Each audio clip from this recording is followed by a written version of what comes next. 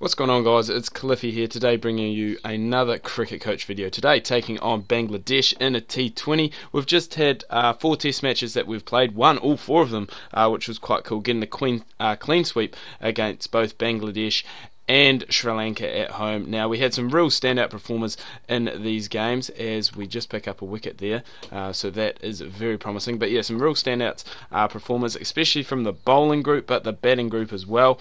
Trent Boult and Neil Wagner, both left armers, were absolutely outstanding and really carried the team in the series. Batting wise was pretty good as well. BJ Watling notched up 100. I think he notched up 200s maybe in those test series. And Anaru Kitchen, who is now going to be my new opener in the test arena, he notched up 300s, I think. So he is doing really well on his test debut, and really looking forward to that. Today, sorry, just clear my throat. In this T20 side, we're going with a bit of a, not experimental side, but a bit of a younger side. We've got some new players in there. Nick Beard, as you can see there, fielding in close. Mitchell there, who has just dropped the catch, and then just a few other players as well. So no Brendan McCullum, Kane Williamson leading the side today, and as you can see there, Nick Beard coming in for his debut. BJ Watling batting up the order in T20s, which is something that, you know, we haven't really seen too much of, and we haven't really seen him as a T20 player, but I do rate him quite a lot as both a one-day player and a 2020 player. I think he's one of those players that kind of could get into the squad, but with the way Luke Ronchi has been going lately, there's just no way that I can see that happening in the foreseeable future.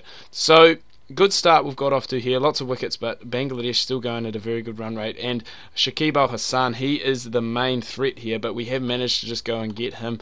Doug Bracewell's picked up 2 wickets in his first over, and this is probably the weak part of the game for me, is really, I guess, that fourth seamer, because I want to go and obviously play the 4 seamers, but I want to be able to go and obviously still have strong batting as well, which is a wee bit hard at times, and really we are also looking, I guess, for that 2020 and one-day spin option, because Todd Astle, I mean, great test bowler for me.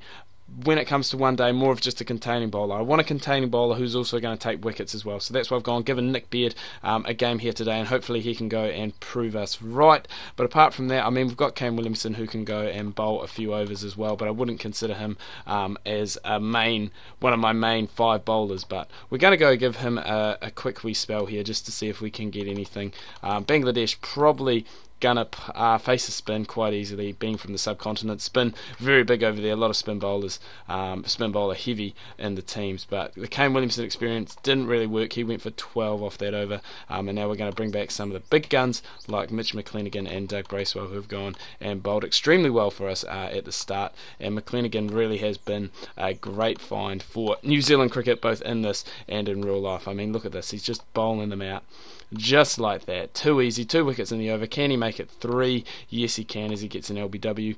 And Nick Beard, I mean, he is containing, which is ideal. It really is what we want him in there for, but we also want him to be taking wickets as well. But if you've got the quicks down the other end going and doing what Mitch McClenaghan is doing and absolutely cleaning up the Bangladeshi lower order when he's come back in, then I'm not going to complain too much about it, because he's just picked up 5 for, and he's got 5 for 22. Would you believe it, coming into his final over here now?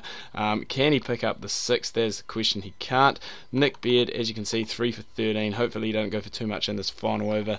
It doesn't look like he's going to. He's one of those players that I guess has been a bit unlucky not to go and make it into the New Zealand T20 side. I mean, we've used a lot of players, a lot of spinners, and we've looked for a real spin option. I guess Nathan McCullum's really gone and nailed that down in the, I guess, previous 3 years. I guess he really has been our first choice one-day and T20 spinner.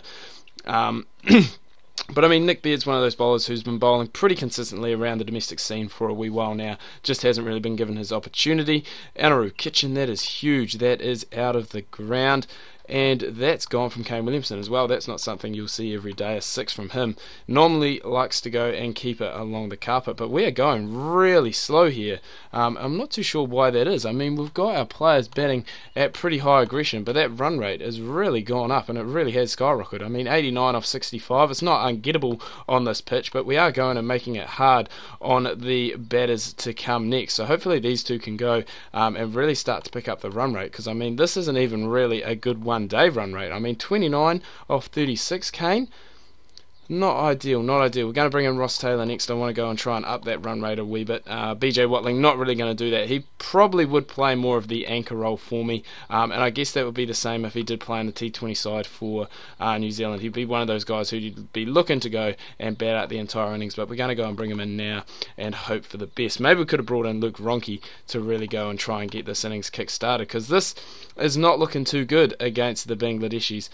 So 39 off 22, and it's looking not out of reach at the moment, but we are going to need some boundaries very, very soon to go and get us back into this game. So hopefully Roscoe and BJ Watling can get that done for us. That's what we needed, a big 6. Hopefully we can have a few more of those off the over and Ross Taylor can start really hitting out. So now needing 19 off 11. That's going to go for 4. Hopefully Ross Taylor can go and keep us going. And this pitch probably playing a bit worse than it is suggesting. It is 50 partnership coming up, and this really we need to go and get probably about 6 needed off the last over. I think it's one of those things where if you go and can make it easier on yourself in the last over, which BJ Watling has done there with their massive 6. So now we only need 5 off the last over, and BJ is going to go and hit that one into the gap. So after a slow start, we still managed to go and get there. Many thanks to Ross Taylor's 44 off 27, but don't forget Mitch McClenaghan's 5 for 25, which really went and set it up for us. In all honesty, probably a closer game than we would have liked against a team like Bangladesh, but at the end of the day, cannot complain. As you can see there, New Zealand off to a very good start this calendar year, I guess you would say, winning that ODI series, that Test series, and now that T20 series. So not too much going on after this. As you can see, we've got 3 ODIs against Pakistan and a Test against West Indies, so really looking forward to doing that, and I'll let you guys know